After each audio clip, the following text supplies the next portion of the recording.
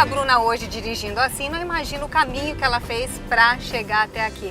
Bruna, qual que é a sensação que você tem agora, né? Quando você pega o carro e pode sair dirigindo, o que você sente? Hoje eu sinto mais confiante de dirigir. Não é igual quando eu tirei a carteira, que eu tinha muito medo por causa de um trauma, né? Tive muito medo de dirigir, porque aconteceu um acidente comigo quando eu era criança. O meu pai é caminhoneiro e a gente viajava com ele. E duas carretas bateram na nossa frente e eu, como muito criança, fui atrás ver o acidente, né? E eu tinha esse trauma, então quando eu dirigia, eu fechava os olhos se tivesse qualquer carro, caminhão ou ônibus do meu lado, por medo de acontecer aquela lembrança que eu tinha, né? Mas hoje, depois das aulas, eu me sinto totalmente confiante, não tenho mais medo, me sinto super bem. Bruna fez as 45 aulas teóricas e outras 25 práticas, o exigido pelo CONTRAN, Conselho Nacional de Trânsito, para que o aluno possa se submeter ao exame de rua. A recepcionista passou na 4ª tentativa, mas ela mesma não se sentia preparada para dirigir. Ainda assim eu tinha medo. Se parasse um ônibus ou um carro do meu lado, assim, eu tirei, mas como não tenho prática de dirigir todo dia ainda, se tivesse um ônibus eu ainda tenho aquela lembrança. Mas agora, tranquilo. Você com certeza conhece pelo menos uma pessoa que está nessa situação, ou não tentou tirar a carteira por medo de enfrentar o trânsito todos os dias, ou até conseguiu passar pelos exames, mas ainda assim não enfrenta esse medo e não consegue entrar num carro e dirigir. A Suzana Delsato é psicóloga especialista em trânsito e trabalha exatamente com essas pessoas, né, Suzana? É isso mesmo, é um sofrimento, porque algumas pessoas têm a carteira nacional de habilitação e não conseguem dirigir, e outras estão no processo, estão tentando aprender a dirigir para conseguir a carteira de habilitação. Desenvolvi o programa Superando o Medo de Dirigir, então sempre a gente vai falar em superar, porque o medo ele é até bom, que ele faz ter comportamentos preventivos.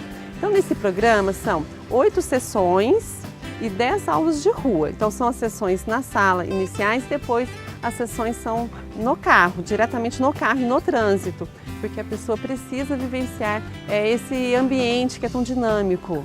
Então é um trabalho feito passo a passo. Então vou trabalhar a autoestima, o autocontrole, a cliente vai aprender a controlar a ansiedade. Suzana, a gente está aqui ao lado do carro onde acontece, né, onde são realizadas as aulas para quem tem medo de dirigir. E aí a gente pode notar que não tem adesivo nenhum, identificação nenhuma, né? Isso é realmente proposital. Isso, porque esse carro é específico para quem já tem a carteira de habilitação. E ele não tem as faixas com os dizeres autoescola, justamente para a pessoa sentir como que é a realidade no trânsito. Porque senão ela vai se sentir, estou no carro de autoescola, então eu vou ter uma comodidade, as pessoas vão ter mais paciência comigo. Então não tem as faixas. Né? Porque tem bullying no trânsito também, né? A falta de paciência, infelizmente. Né? Mas tem essa fantasia, por conta das faixas, estou protegida. Então, não tem a faixa por esse motivo. Então, a pessoa vai se sentir no próprio carro. E também é importante dizer que no trânsito o risco é real. Por isso que tem o duplo comando. Então, normalmente, como a gente trabalha passo a passo, nós começamos literalmente do zero. Então, a pessoa vai entrar no carro, ela vai conhecer os comandos. Mas, por ter esse risco, a gente tem o duplo comando, que são o freio e a embreagem. Tá?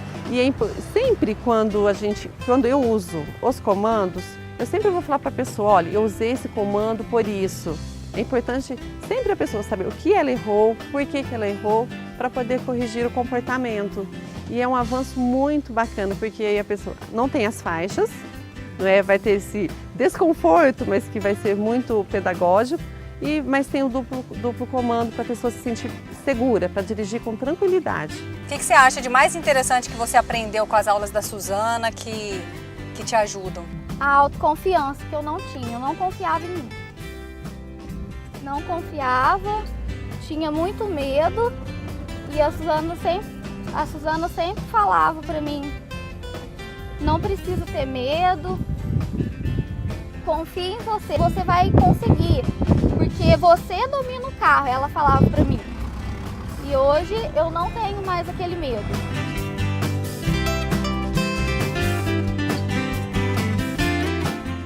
Um trauma, o medo de errar, o receio da opinião dos outros ou até mesmo a baixa autoestima. Todos esses são fatores que agem como bloqueios para muita gente na hora de dirigir.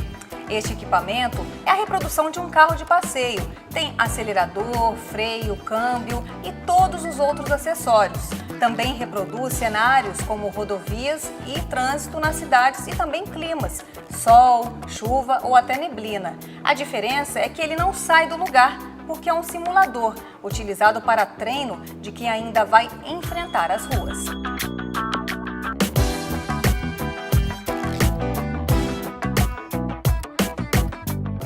A vantagem é que aqui, qualquer manobra inadequada não vai ter nenhuma consequência muito séria.